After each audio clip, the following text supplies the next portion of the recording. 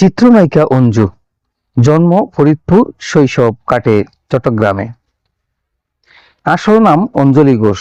তিনি 1956 সালের 17 সেপ্টেম্বর তৎকালীন ফরিদপুর জেলার বাঙ্গা উপজেলায় জন্মগ্রহণ করেন। মুক্তিযুদ্ধের পূর্বে তার পরিবার চট্টগ্রামে চলে যান এবং সেখানেই অঞ্জু ঘোষের বেড়ে ওঠা।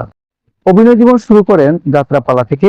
1972 সাল থেকে 1981 সাল পর্যন্ত অঞ্জু ঘোষ নিয়মিতভাবে যাত্রাপালায় অভিনয় করেছেন।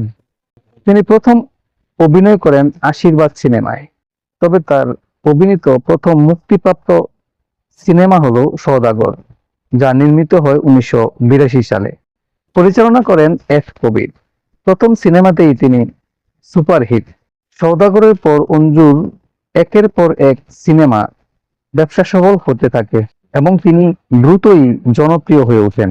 2018 সালের এক সাক্ষাৎকারে তিনি জানান, তিনি শাহ নামের এক চিত্রনায়ককে পছন্দ করতেন, কিন্তু 1991 সালে সেই নায়ক অন্যত্র বিয়ে করে ফেললে অঞ্জু ঘোষ মানসিকভাবে ভেঙে পড়েন। এ সময় তার কিছু সিনেমা ফ্লপ হয়। এরপর তিনি মানসিক হতাশা কাটিয়ে দৃঢ়তার সাথে আবার ফিরে আসেন অভিনয় জীবনে এবং আবারও তার ছবিগুলো ব্যবসা সফল হতে শুরু করে।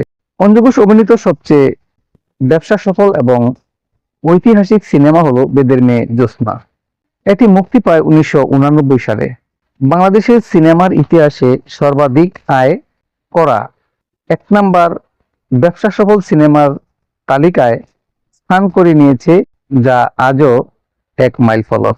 বেদের মেয়ে জ্যোৎস্নার নায়ক মূলত ছিলেন সাত্তার, কিন্তু ভাগ্যচক্রে নায়ক হলেন কাঞ্চন সাহেব। অতঃপর অঞ্জু ঘোষ সাত্তার জুটি হয়ে ছবি করেন মধুমালা মদন কুমার, বেদকন্যা, পঙ্খী রানী, জেলের মেয়ে রোশনি, জিনের দেশ সহ বেশ কিছু পোশাকি চলচ্চিত্রে। 90-এর দশকে পরিচালকরা নতুন নায়িকাদের নিয়ে কাজ শুরু করলে অঞ্জু ঘোষের কাজের পরিমাণ কমতে থাকে। অতঃপর 1996 সালে 40 বছর বয়সে তিনি বাংলাদেশ ছেড়ে ভারতের কলকাতায় গিয়ে স্থায়ীভাবে বসবাস শুরু করেন। সর্বশেষ 2018 সালে একবার বাংলাদেশে এসেছিলেন তিনি, কিন্তু দ্রুতই কলকাতায় ফিরে যান। অঞ্জু ঘোষের ব্যক্তিগত জীবনে একাধিক প্রেম এলেও এখনো বিয়ে করেননি। বর্তমানে কলকাতার শহরে বসবাস করছেন।